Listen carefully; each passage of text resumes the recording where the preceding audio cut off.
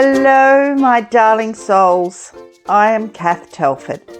Did you know you can rewrite your story? It's true. I've done it 100 times. Throughout this journey, I will share stories with you where I have dealt with trauma, loss, and insurmountable grief. How I healed myself from mental, physical, and sexual abuse. My battle with an eating disorder, low self-esteem, and chronic depression. I will also share lots of happiness and joy.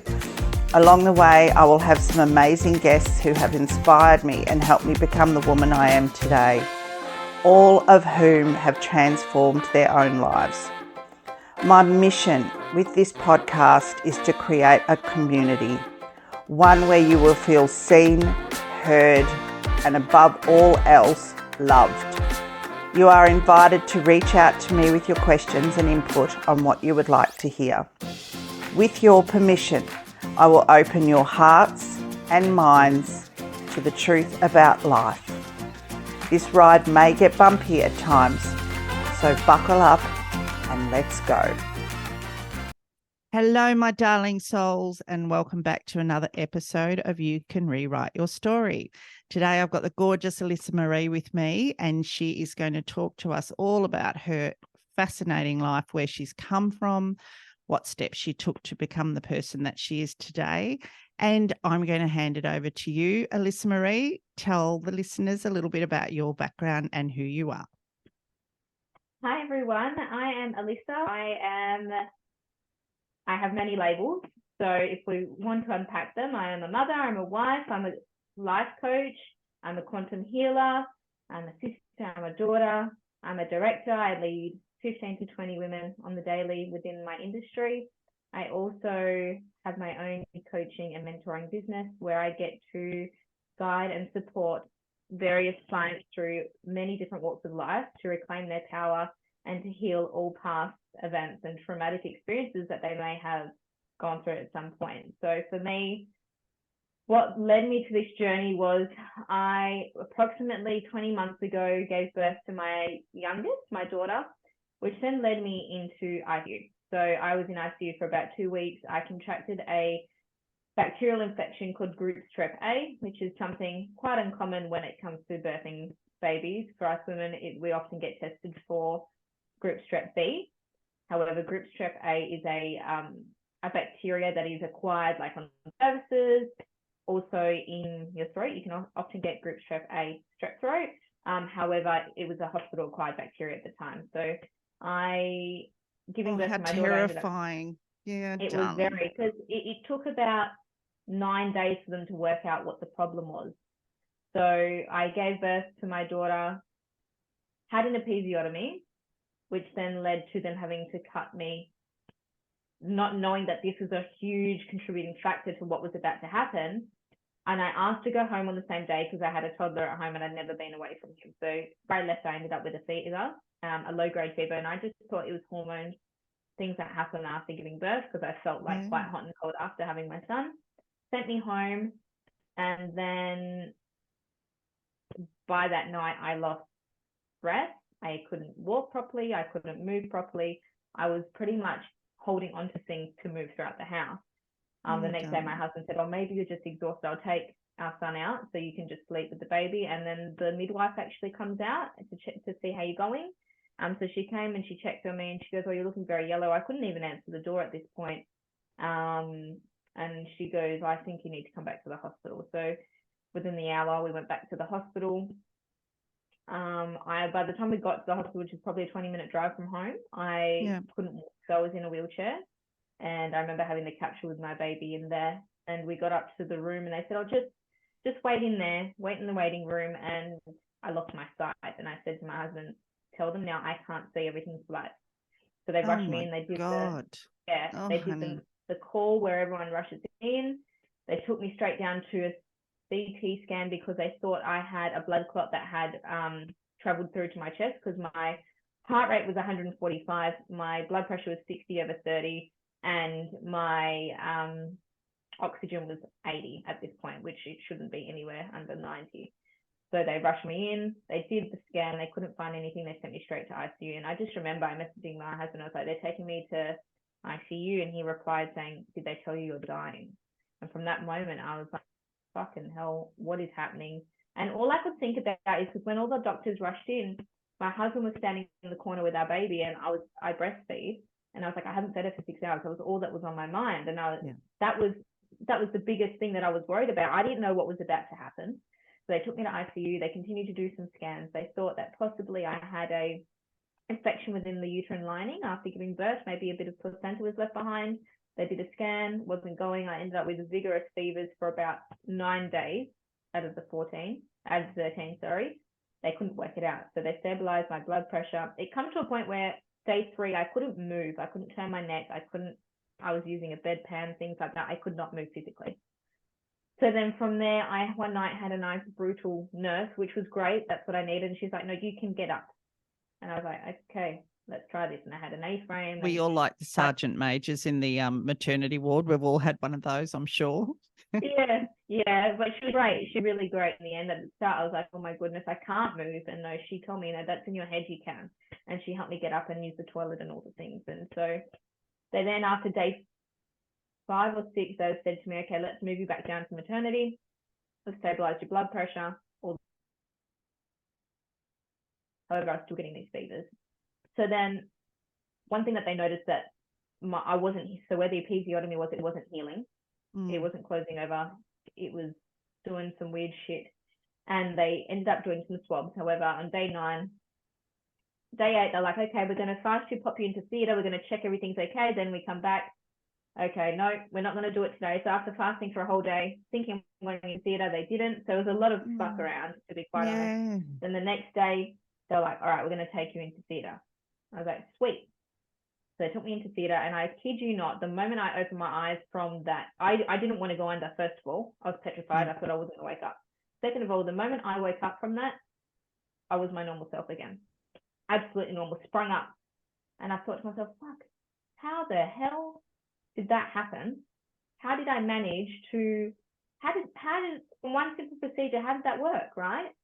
Yeah. Turns out they found a abscess inside my episiotomy wound riddled with that group strep A bacteria. Oh my God. Which was undetected at the time. So they cleaned all that out. Not only that did that occur, then when it came to my daughter was getting weighed, and I found her umbilical cord fell off a little bit early. So I was like, what's going on here? They found a blister next to her umbilical cord, and I said to them, did you not see that? And they said, oh, no, we didn't. We'll go and test it. They tested it, and then the pediatric nurse came in, the head of the department, and she goes, we need to get her to special care nursery. She's contracted the same thing.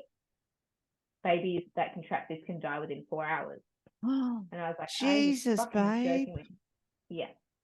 So luckily enough for me, my husband was on the way. I said, do I have 20 minutes to wait for him to get here so we can go in there together and do this? I said, no, she needs to get in now. They put her on all these needles, and she was screaming, and it was fucking horrific to watch. Luckily enough, she only colonized that group strep A externally, whereas I was sepsis. It didn't go within her blood. It was just on him. So we're lucky enough. They gave her 48 hours of IV antibiotics, which is fantastic. She was sweet after. Lots of that then continued to unravel. I ended up with heart problems, swelling around the heart. My daughter ended up with, whether it was to do with the experience that occurred, but she ended up with 3 heart, not deficiencies, malfunctions. Yeah. Malfunctions, I don't even know if that's the word to use. Anyway, she was being watched up until June this year. They finally cleared her, and they told me, the words that they told me is she's healed her own heart. And I fucking wholeheartedly believe that, because I've done the work over the last 20 months. I started then investing in a coach at about 4 months postpartum, because a lot of my childhood had consisted of domestic violence, substance abuse, as in I witnessed that within my family, alcohol abuse. So when it comes to this point in my life where this traumatic experience had happened, I wasn't able to cope the way I used to anymore. It had taken its toll. Everything was bubbling to the surface. So from my beautiful coach reached out to me, and we started doing the work together. So we did one-on-one work, we did group work. I've continued 20 months on. She's still my coach to this day, alongside another very beautiful coach that I have. And that's where I started to unpack and heal these areas of my life that I was so used to suppressing and not dealing with. And so when So I was let's told go that, back. I'm just going to take you back. Let's go back to Bubby healing her heart, because I think yeah, so I was that's just really, going to really say, important. so That when they did say that, once you started to heal yourself, yes, that yeah. So let's talk in my more about mind, that. I wholeheartedly know deep down the reason why those three, I don't even know the word to call them, those three things that weren't right with her heart or that were having problems with. They had told me originally she's going to live with this forever. Yeah. So then June this year, so she will be 2 in January, they cleared it up. They said that the hole in her heart had stayed over. One of her valves was extremely abnormal in size, so blood was actually flowing to the wrong side, and she had a prolonged QTC. All three of them had completely gone. And so it's by no mistake or coincidence that this has happened. And I know within myself that I cultivated that for her by healing my own heart, and not in a physical sense, in an emotional sense. Yeah, very much. And therefore, it has also shown my daughter that no matter where you are along the line, you can do this healing work. And also, no matter what you've gone through, you get to choose what you do with that experience, whether you use that as an excuse or a reason. And for me, I was so used to using it as an excuse as to why I couldn't do things. Then I flipped the script and decided to make that my reason. I have 2 babies under the age of 4 at the moment, 2 years apart. How the hell do you still look so freaking gorgeous? I tell you what, I look at you and I go, I know when I had 2 under 3, I didn't look so crush-hot. It's not easy. Look, I don't look like this all the time. And then when I do, I feel really empowered and embody that confidence. So it really helps my self-esteem. So yeah, when I know that all this shit that's happened to me has happened for a reason, my soul was given this to deal with, to learn. And it's really interesting when we talk about my daughter. I was told in a past life reading that me and my daughter were sisters in a past life. And it makes a lot of sense, because the way she entered this world and the lessons that she's taught me so far is a very different bond to what I have with my son. Yeah. Very different. And I agree, and I can make sense of the fact that when I first was told, I was like, no way, like that's not real. Now I'm like, oh, absolutely. The way we are with one another, I know for a fact that she's here to teach me big things. Yeah. And she has already so far in the short space of 2 years. Absolutely. Oh my God. So let's go back a bit in time and let's talk about your childhood a bit more. So I think it's really, really important for our listeners to hear where we've come from, what we've overcome in our lives to get to these mind-blowing moments that you and I have both been through that have brought us to where we are now. So let's talk about your childhood and give us some insight onto what you had to live with, what you lived through. Yeah. So my parents, so I'm from an Italian background, both parents. My parents were married almost like a shotgun marriage type thing, because back in the day in the European world, you don't just go out with someone. What's your intentions? Let's get married. That's it, right? So my mum met Dad when she was 15. They were married not very long after. I think by the time she was 18. Yeah, And young then, brides were very common back then, weren't they? 100%, Like these days you can get arrested for it. So then I was born when she was 23. I have 2 sisters, one to my dad and one to my mum's husband now. And so my parents got divorced when I was 7, and my dad, this is where the alcohol abuse had stemmed from. So he, obviously now I can make sense of, he went through not a very nice childhood in certain areas of his life, therefore numbed himself with alcohol. And before, I could never make sense of it. I thought to myself, no, well, we don't in the moment, do we? They, you know? Yeah. So that was that. I witnessed a lot of domestic violence towards my mum. There was many of times we had to flee the house and stay in refuges, stay with people. And sometimes we'd have nowhere to stay, so we'd stay in the car to seek refuge. And it wasn't nice. And me being the oldest of 3 sisters, I was often the maiden. I was often the mother hen that would hide the girls away from what they were seeing, although I saw a lot of it. There was, maybe I could count 2 or 3 times that it was inflicted upon me. And so being the older sister, you're always the stronger one. You're always the more I don't know You're what the the word is. protector. You're the protector. 100%. Yeah. Very much. It Yeah. was very much our childhood. So then my mum got divorced. They got divorced when I was 7. My mum met her future husband at the time, which is now 20 something years later. There was lots of substance abuse and violence again along the timeline. Yeah, Oh. unfortunately. And though my mum is probably the strongest person I will have ever met for what she's gone through. And it probably took, I met my husband when I was 17. So we then started creating a life of our own. And there's probably still moments that happen within my childhood that still occur externally, and that I choose not to let it be a part of my internal and external world. Absolutely. Right? Yeah. Because I have children I need to set an example for. I have a marriage, I have a family, and whatever happens within anyone else's life is nothing to do with me. And I've chosen to detach myself, to disassociate myself from those past stories, so I can move forward and heal. So I've heard you mention before about changing the generational lineage, as far as you've done that very, very well, incredibly well. Like, you're a gorgeous mum and you are very present with your children. And, you know, we see that on social media, that connection that you have. And it's not just about social media, people. It's not all for show. This woman is incredible mum. And it's taken me quite some time to get to that point, though. Yeah. It took a lot So of tell me healing. how you managed to do that and how you recognized that you needed to do that. Yeah. So with my son, I was a very anxious, riddled person. I wouldn't leave him anywhere. Because in my mind, I was thinking, if I do all these things, he's going to turn out the same way as I did, or he's going to have trauma and all the things. So I was very anxious.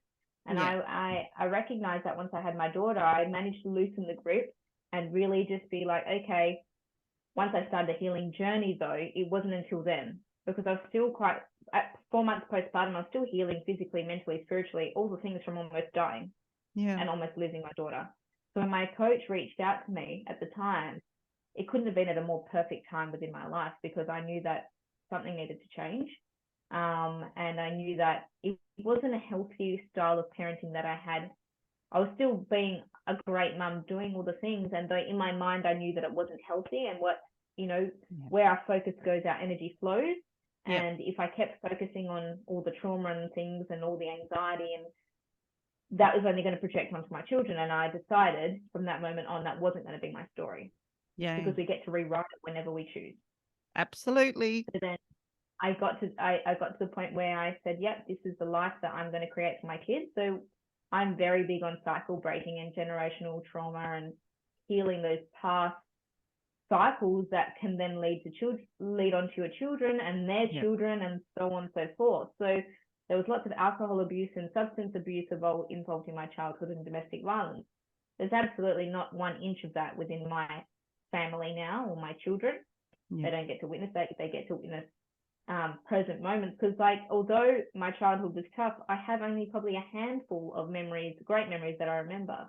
Whereas I'd rather my children have a life where they remember only a tiny little smidge of, maybe some not so nice memories. However, everything else is going to outweigh that. All the present moments that I do with them, all the teachings I teach them, all the conversations I have, those minor little things could be just mummy getting a bit angry, not mummy's getting beaten into a pulp.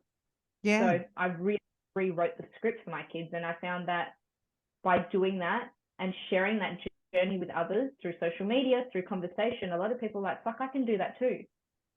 I can do that too. Yeah. And it's so important, because the imprint years for our children are 0 to 7. So I've got 3 years left to continue imprinting in my son, and just over 5 with my daughter. But when you think about it, it goes like that. Absolutely. And it takes just one thing. And this is what people don't realize. When we talk about trauma, people in general assume that trauma has to mean something like your background, for example, or some kind of sexual abuse or something like that. But trauma in a child can be something as basic as the way you scold them, or 100%. The words you use when you tell them off. And that child then develops this story about themselves from that one little comment that hangs on to them for their life. And we grow up and we create a story around that one incident. So it's so important about how we speak to our children and how the words And that I we also choose to think that use. a lot of people, like, you think, oh, I didn't go through anything traumatic, like my childhood was fine. And then you have to stop and think, okay, well, if everything was fine, how come you're doing X, Y, and Z? How come this is showing up in your life? How come you're choosing to make excuses? Something has had to have happened in order for that to manifest in your reality, because we create our own reality.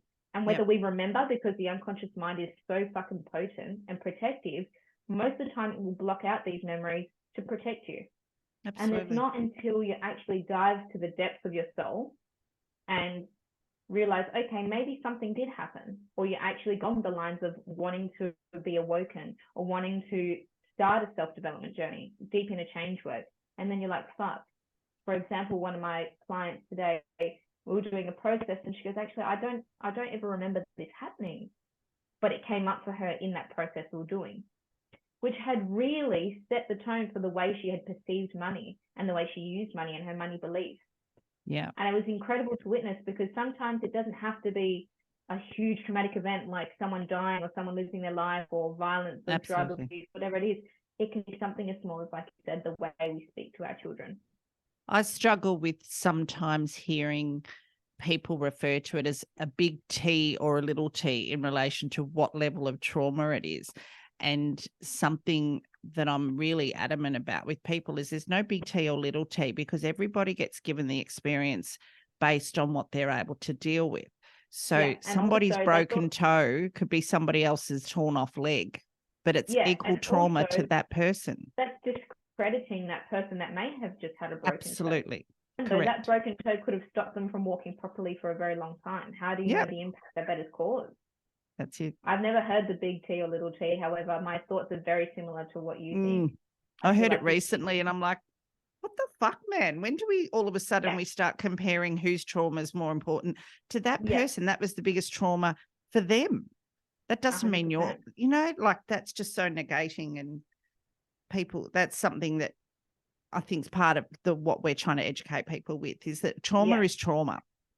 It doesn't matter how it came or gone or dealt with. At the end of the day, it's still from the same umbrella. Correct. Yes.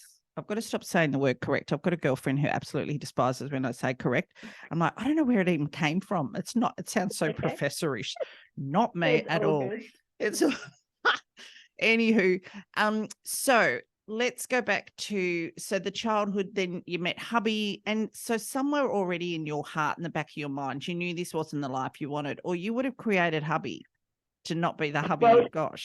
Well, funny story. My husband is actually my neighbor, was my neighbor. So I met him when I was 15 and he was 23 at the time. However, we had just met. Nothing had occurred. Nothing had stemmed from that. And then, it was just a passing meeting. And then at the age of 17, my parents, so my mum and her husband, moved into a house, which was next door to his mum and dad's house. So really, and my mum told me from day one, you're going to marry that boy next door. And I was like, stop it, mum. Stop. I was 17. I didn't want to hear that. I'm going to tell your mama, you're going to marry that boy. I'll tell you. I know. Yeah. So then I was like, okay, whatever. Yeah, no. Then one thing obviously led to another after a couple of years. We didn't even notice each other's existence to start with. And then, in my mind, one night an event occurred within my household. And I left. I went to the park behind just to seek retreat. And he had sent me a message along the lines of, regardless of what happens between us, I'll always be there for you. Yeah. And I have to say that was probably the selling moment to me, being like, yep, this is the person for me. Now I have to say he's the biggest pain in my ass now. And so I absolutely adore him. Yes. We're very stubborn. I'm in his Greek. We are, the way we are with each other is hilarious. If someone saw us, they'd be like, they're definitely not married. We are at each other all the time in not in a horrible way, in treat them mean, keep them keen type of way. And that's how we've always been. We've always mucked around with one another. And I knew from the start that this that the life that I'd witnessed is not the life that I was going to have or I was Yeah. going to create. And although my husband's childhood was very different Yeah, I from was mine, going to ask. didn't Yeah. witness any of that yet, I've done so well at molding the relationship to how I need it to be in order for him to feel safe and for him to still make sense of what's going on without actually having to relive those events, if that makes sense. Yeah, absolutely. And so now we've been together for 10 years, married for 6, I think, 5. I don't know, 2017, whatever the But math here's a is. first for you, everybody, a female that can't remember the date. It's usually the men that we sit here and go, what date I was know it? the date, but I don't know how many years, okay? How many years? All right, I'll forgive you. So then, yeah, then he had a really great role model of a dad growing up. That's beautiful. So his dad has passed away now, God bless his soul. However, he had a really great role model growing up. So is hubby Italian background as well? He's Greek. Greek. So he's Greek and I'm Italian. Oh my Nice gosh. big loud family. Big loud family. I love that. I love that. So yeah, he had a really great role model. Therefore, the qualities he shows within him being a father and a provider is outstanding because of the role models that he got to witness. Yeah. And though I also want to land in with, although I've gone through horrible events in the past, the qualities and values from my parents are still embedded with me because although there was things that have happened, there's very much parts of them that I admire. Their strength, their tenacity, the courage. Yeah. The strong-mindedness, the confidence. Yeah. A lot of that, like, although we don't have to hate our family, we don't have to hate our parents, we always act from a place of love, regardless of the circumstances, regardless. Because at the end of the day, everybody's doing the best they can with the resource they have at that given moment, right? Absolutely. And if I were to apply that way back then, it wouldn't have taken me so long to heal now. Because I can make sense of what's going on, like why that happened, what happened in their childhoods that led them to be this way. Yeah. Whereas when I was But a see, kid, you can see that why? now, and that's the beauty. And it took your trauma with your little girl for that awakening to happen for you. Yeah, absolutely. And we can, like you say, we can only do the best that we can. I mean, both my parents grew up with alcoholic parents, and my parents weren't drinkers, and they both consciously chose to not raise their children in the same manner that they'd been raised. However, in saying that, my dad's dad was a beautiful Italian man who had a lot of good values, and he probably saved that family when he married my dad's mum because she'd been, had a history. Anyway, but the values he learned from his father helped him become the person he was. And my mum decided she wasn't going to be the mother that she had, But in saying that, we still grow up. There are still some behaviours, aren't there? We'll catch ourselves doing something and we're like, oh, that just reminded me of mum or...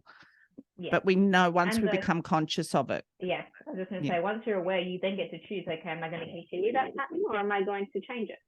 Yeah, absolutely. And then we also then do that. We can show our children, right, this is what it looks like to decide. You get the choice. And that's why I said to my son all the time, it might be over something so small. You want the donut or you want the cupcake? You get the choice. You choose. You don't get both, but you get to choose. I pick the donut every time. Cinnamon donut is my favorite. But like, even sometimes he wants to bring a toy to daycare or bring something else. I'm like, okay, you get to choose. You get to choose to bring it, but it could get lost. So always explaining what is going to happen, what could happen. So then they are able to make conscious decisions in their life. Conscious decisions. That's very important. Yeah, very important. Especially because then our kids grow up and they already know how to do that rather than getting to 18 in the real world and they have no fucking idea how to regulate their emotions, regulate their nervous system, or make decisions on their own. Or negotiate life. Negotiating life's a big one too. And when you are giving them those skills when they're little, we're teaching them how to negotiate. And negotiation's huge when we become... I didn't learn that skill as a young person because my parents never fought in front of us, never heard them raise their voice at each other. So I remember the first time my ex-husband raised his voice at me, I was like, what the fuck was that? I was ready to Yeah. leave then. I didn't realize Yeah. that normal people actually had arguments and Yeah. loud discussions. So that's so important too, Alissa. Yeah. Yeah. And like, I can say that we probably have loud conversations around the kids often. And though there's never a point where it escalates, there's never a point where we stay mad at each other. We resolve it then and there. Yeah. Beautiful. And also being loud is within our blood, like the cultural background. As I say to It's all so my true, Italian though. girlfriends, we're just wogs. We can't help it. Yeah, We were just exactly born right. loud. And you know what? We wouldn't be us without the loudness or the confidence and the No. outgoing personality. No. Oh my gosh. Oh, that's so beautiful. What an amazing story. So tell everybody what you do today, what your business is, how everyone can find you, because you do incredible work now and you're kicking ass in the coaching area. I love it. Love watching you. Thanks, Kath.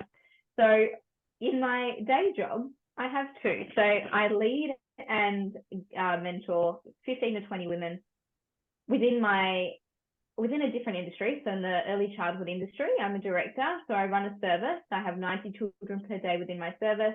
And I have a team of 15 to 20 women that I lead each day. And it's very funny when I think about me coaching and mentoring in my own business, I stopped and reflected. First of all, I manifested this life 100% because all I ever wanted was to be a director and to lead a team. So I started in childcare when I was 14. I worked my way up being a trainee, being a Cert 3, being diploma qualified, and then I got the director's position, which is, maintaining the runnings of a service and leading your team. It's huge. And I always wanted to do that. It is huge. I've worked for the same company for 13 years. So I started off as a baby. And now on the days that I'm at that job, I'm a director of a childcare service. And then I'm a coach and mentor every other second, minute, hour of my life. I have many beautiful clients, men and women, which is fantastic. I love coaching both. And I love how men have started opening their hearts and their souls to doing the deep inner change work. Because I often find that sometimes there's a bit of shame or guilt behind them really cracking open. And you'll often find sometimes men are a lot easier to coach because they just soften in the presence of divine femininity. Whereas us as women, we're so used to being in our masculine all the bloody time that it can take a bit longer to soften our edges. So can you I want you to explain a little bit more about the feminine and the masculine to those that don't understand that we have both. And a lot of us women tend to think we're a bit more masculine. Yes. So for me, when I first learned about feminine and masculine energy, I couldn't comprehend how I was masculine and feminine, because in my mind, masculine is men, right? And though when I really learned and delved into the different parts of the light feminine, dark masculine, dark masculine, you then get to map across the different areas that you choose to sit in. Sometimes we're more in our flow of being femme. Sometimes we're more in the doing and being and, executing all these things that we're actually operating from a place of masculinity, right? So in order to be your divine feminine, you need to have that polarity and that balance of both, knowing when to flow into your feminine and just receive and be. And then you need to know when to shift into your masculine and get the shit done that you need to. Yeah. It's not healthy in any respect to only operate from one, because then there's lots of other areas that we're not meeting. And it also comes to men. Men probably don't make sense of that. They often operate from a feminine energy at times as well, which is nothing wrong with at all. It's actually quite applaudable that they're able to go in and out and use the benefits of this energy to become their divine self.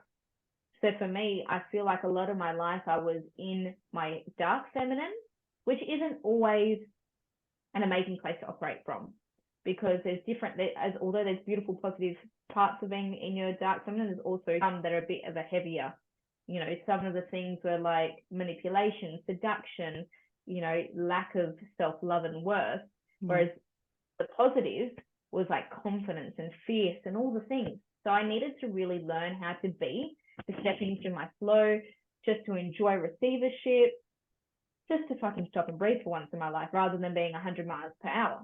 Yeah. So I love working out where I'm at and where people are at and how they can get from one to another. So this is part of what you do in your coaching. Do you include this in your teaching? So within my coaching and programs and containers, I don't have set content for each week that I work with a client. What I do is I go by my intuition and by what the client is bringing to me that week. So for example, one week my client is saying, I am not feeling good enough. I'm feeling lack of worth. I'm feeling like I can't do X, Y, and Z. Then we're going to work on your limiting beliefs.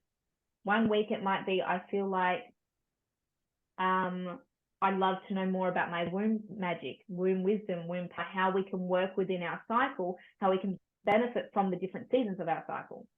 For men, sometimes it'll be, I don't know how to communicate better. Yeah. I don't know how to communicate better. I would love some help in releasing anger. So each week is a different for everybody. Nobody that joins my containers is on the same topic each week, because everybody has different things that they wish to bring forward, and it's always, That's fantastic. I always go by my intuition. That's so good. So in a group container environment, if you've got half a dozen people, which you're getting there, how do you, so just for anybody that's interested in a group container, how do you open the space for these? You might have 6 people coming on and going, I'm feeling this today, I'm feeling that today, I'm feeling this today. How do you navigate through the different moods that are showing up? When someone is coming up with, so for example, say if it was you, Kathy, like, fuck, I feel like my business is shit, I don't want to do this. What's coming up for you is always perceptions, projection piece comes up somewhere else, right? Okay. So I always encourage the participants in the group containers, always speak on what's coming up for you, because what's happening for you may be happening for someone else, but in a different scenario. Yeah. And they don't know So how to put that into words. Yeah. And you may be feeling like you're not good enough to execute a really successful business. However, client B may not be feeling good enough within their relationship. Yeah. So it's always a percept projection piece. I always ask and invite my clients to come to the table with whatever it is that's going on. And because they have access to me Monday to Friday through a messaging app, everybody can come in, as in everybody that's in that container can come in as many times as they need that day and tell me what's going on for them. And I will answer back on how it suits them best. And somebody else is always going to take something from that scenario, or from that feeling, or from that learning or wisdom. Perfect. And if they want to know more, or they want to know how to apply that to them, they'll talk about their scenario. I then add in on that, I talk into that, then that helps somebody else out. So it's always a perception is projection piece. That's amazing. Good on you, girl. You are just you. Amazing. So I met gorgeous Alissa because we are in a group container together with the amazing Natalie Patterson, who keeps us on our toes. And she sure does. We're working in the coaching space, me doing the empowerment coaching, Alissa doing all of her amazing work. So it's really interesting. I love talking to other coaches and finding out how they come in with their businesses. Oh my gosh, there's so many of us out there. But the thing is, someone said to me the other day, you're just oversaturating the market. Well, no, we're not, because for every person, there's a million people. That's right. So for every person, one of my singing teachers said to me a few years ago, for every person, there's a million fans. If you broke down the way the planet is set up, every person, there's a million fans. And whatever we're sharing with our coaching is going to touch and inspire somebody else. Yeah. And then the next month it'd be something else. When I first heard about coaching 20 months ago, I had no bloody idea what it was. Yeah. I had no idea. I never had set out that I was going to do this. I always knew that I wanted to help people in a way. However, I'd never heard of coaching. And I'm from the other side of Australia compared to where most coaches I find are situated, in WA. And there's, from what I know of, not very many. I mean, everybody has, there is room for everybody to succeed in this lifetime. How many bricklayers are there? How many candle makers are there? How many makeup artists? How many beauticians? The population is so big, and we don't only have to serve in our local area. I have clients that are over east. I had clients in my masterclass that were from Oklahoma in the UK, and they were in I saw that. Oh my Lord. Oklahoma, when you read that out, I'm like, Oklahoma? That's amazing. I couldn't believe it. And of course, the power of social media, right?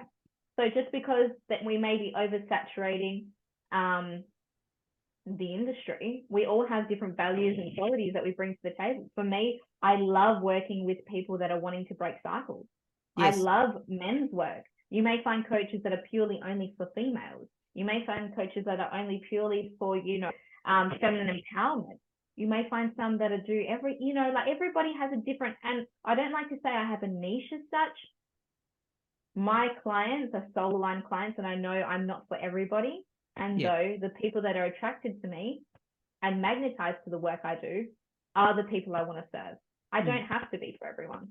At the end of the day, I know the work I do helps everybody in some way, shape, or form. And we find, like you and I are both experienced enough to know that we find different coaches for ourselves, because we both invest in coaches, everybody. We 100%. Still pay people because we don't know everything. We certainly don't know everything. And at the end of the day, once you start this journey and you're accessing your higher self, you only want to continue that journey. You don't want to stop there. No. You want to continue. It's like when you're going to do a course for a trade. You might do one course and then you find, okay, there's something else I can do to add on that. Like in a beautician salon, I might do facials. Okay, I'm going to add waxing. I'm going to add makeup. Like, we're always wanting to improve and extend our services so we can cater and serve so many more clients and hold space for them. And the world's changing so rapidly and there's so much going on in the world. So the thought of us oversaturating is not a fact. When people say that, I'm like, so what? There's too many nurses in the world? Is there too, like you said, bricklayers, plumbers? Yeah. There is areas for all of us to work in. And thank God for social media, because it just opens the world up for us, and it also opens the world up to us. We get to collaborate with great people. Like, for example, I've met you through Nat. I've met incredible people through Nat. There's people that exchange services, that ask and seek guidance from one another. We are not in competition with anyone but ourselves. And the sooner people recognize that, the sooner the world gets to be so much more fucking peaceful, right? And so much more aware, consciously aware of their surroundings and their external environment. We don't have to compete all the time. We should be empowering one another rather than trying to tear each other down. And I've found since moving into this space, there's not been one person, and look, you're going to get some people like that has attempted to do that to me. If anything, all the people I've worked alongside or met have helped me grow. Or if they've had a negative or heavier intention, it's taught me a lesson. Well, that's the thing. That's how we take it. Like, I tend to get the giggles when people make comments now, because there's a part of me that just goes, oh, your life must be so small that you've got to attack me. Yeah. Now, I'm going to ask you for a takeaway from today. So what I want to try and finish each of my episodes with is perhaps a task or a challenge that you can set for the audience to do, and perhaps based on your childhood and your upbringing, a practical piece of advice for anybody out there that may be struggling in that kind of environment. Do you know what I mean? So let's go with that. Let's go with a practical piece of advice first. So a practical piece of advice for anyone that's going through something or a life or a string of events that doesn't align with who you are, you get to decide and you get to choose and you get to make conscious awareness of, just because it's been your past doesn't mean it's your future, right? So, and the only way that we can focus on our future, because we can't control the past nor the future, all we can control is what we do in the present moment. So if things are rough or you've gone through experiences that do not serve your highest good, don't dwell on the past and don't dwell on the future. What if? Focus on what you're doing right now, because time is not guaranteed and it's a privilege denied among men. We are so lucky and grateful to be on this planet, to be healthy, to have beautiful homes, to have wealth and our health and our well-being. Start focusing on all the things you do have rather than all the things you don't have. Once you start to shift your mindset in that respect, you'll start to notice that everything is conspiring in your favor, even if things are tough. And if things continue to be tough, what I said before is where your focus goes, energy flows. And if you continue to focus on the moments that aren't so great, you're going to continue to attract that. Beautiful. Well said. So give us a little task for the week. What can my listeners do at home that's going to help? Right. So you said going to the alignment, when you're saying people, if you're going through something that's not aligning, explain to us, like we're in the keep it simple, stupid. Yeah. How do So people aligned. know that they're not aligned? What's happening for them? If the people that you're, if the people in the environment that you're consuming is somewhat toxic, somewhat not benefiting you, somewhat not supporting you, not empowering you, then that those people or situations or environments aren't in alignment with you. If the relationship you're in doesn't bring you anything but love and light and support, that's not aligned with you. If the choices you're making each day continue to lead you down a path of events that you're not agreeing with, you're not in alignment. If you're continuously keeping your voice to yourself and blocking off your throat chakra to keep other people happy, you're not in alignment. If you're choosing to put yourself last and choosing to just continue to do what you know, what is comfortable, because our unconscious mind chooses the path of least resistance, right? If you continue to keep doing that, and you're expecting this huge change in this different life, but you're not actually taking the steps to get to that point, in alignment. So a task that you can start to realize if you're in alignment or not, I like to call it a life audit. So get a piece of paper, get a piece of paper and write down every area of your life. So love, fun, friendship, career, spirituality, and money. And I want you to assess them. Make it a brainstorm. And in those areas, I want you to think, okay, what is it that I'm currently doing that I don't like when it comes to this area of my life? What can I be doing to then create this life that I desire? Another way of doing it is a Wheel of Life survey, which is another visual representative. You get to do your Wheel of Life survey. If you Google Wheel of Life, it'll come up with a link. You'll pop in the first number that comes to mind when you think about that area of your life. So once you've done that, you'll then see this pie chart. You might have love as a 2, but you might have money as a 10. You might have fun as a 3. You then get to see your life on this pie graph. You're like, fuck me. No wonder why everything is shit to you at that point in time. It's because I'm not acting from a point of certainty. I'm not aligned. I'm not doing the things I love. So you can either do the brainstorm version and write down the things that you're currently doing and write some new ways of doing it. And I'd love if anyone needs help with that, you can feel more than free to message me and we can have a chat about it. And I can help you with some ideas on how to turn the dial up and make it a 10 rather than a 2, right? Or look at your Wheel of Life and like, okay, so if I'm sitting at a 2 in this area, what can I do to enhance that? What can I do? Because once you're starting to operate from higher numbers within your Wheel of Life, or actually making conscious awareness of the things that you need to do to make you feel more fulfilled within this lifetime, everything starts to change, because how you do one area of your life is how you do all of them. So if you're going to put half-assed energy into your business and into your health, that half-assed energy is going to reciprocate everywhere else. It's going to leak. It'll be leaky energy. So life audit, whether that's through a Wheel of Life survey or that's through a brainstorm, get to it. Start to be intentional with your time as well. Where are you spending your time and your energy? That's a big one. So we will put in the show notes the Wheel of Life link, because I think that's a great one. I loved when you showed that one in your masterclass of the young woman that had come from the addiction and shifted her way through. That was huge, the transformation in her life. So we'll put the Wheel of Life link in the bottom. Alissa's going to tell us how we can find her on social media. How do people find you, gorgeous one? So I might also give you the link that you can pop in the show notes as well, if that makes it easier. We will do that, absolutely. Otherwise, you can find me on Instagram as Alissa Marie P_, or you can find me on Facebook as Alissa Marie Coaching and Mentoring. I do have to admit I'm more of an Instagram junkie than I am a Facebook one. Same. I just find lots more people that connect on Instagram, and I will be spending more energy on Facebook. However, I do have a link in my bio of my Instagram for connection calls. So they're complimentary 30-minute connection call where we can integrate, we can chat, you can tell me all the things that you wish to delve more deeper on. And I can also give you access to my free masterclass, which is valued at $599 as a thank you. Freaking awesome. She does a good masterclass, guys. I really enjoyed it.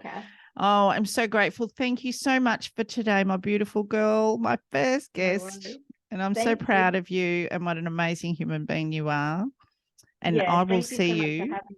I'll see you in the group container, but I'll see you Wednesday night. Is it this Wednesday? It's this Wednesday. Beautiful. Can I just take Two- a photo to say goodbye? 2 weeks since I got told off for vaping in class. Oh, Cass, listen next time, okay? Right, glasses off for the photo. Hang on. All right, let's go. Thanks, Cass. Beautiful. All right, Have my a darling, beautiful I'm going to let you go while I say Take goodbye to all care. these amazing people. I love you. I will speak to you Bye. soon. Love you. Bye, honey. See you. How wonderful was that? Alissa, just the most divine creature, and has been through so much and consciously chose to shift the shit in her life and be an incredible force of nature. So there we go with another story of how you can rewrite your story. And Alissa said it a couple of times throughout her chat with us. So keep an eye on the show notes. I'll pop all the links in the bottom so you can find Alissa. And you can always find me at Kath Telford Empowerment Coach, also on Instagram and Facebook. And like we said, it's not an oversaturation of the market to have coaches out there because we've all got something different to offer. And I'm offering this platform to so many coaches because I think it's really important that you all get to know that there's different areas that we can help you with out there. Mine being, I get to offload my life story for you, which also helps you see that you're not alone if you've gone through something similar. And next week, it'll be another episode of me banging on my own, on the microphone, telling you yet another chapter of my story. Now, thank you again, my darling souls, for joining me today. I love and appreciate each and every one of you. Goodbye.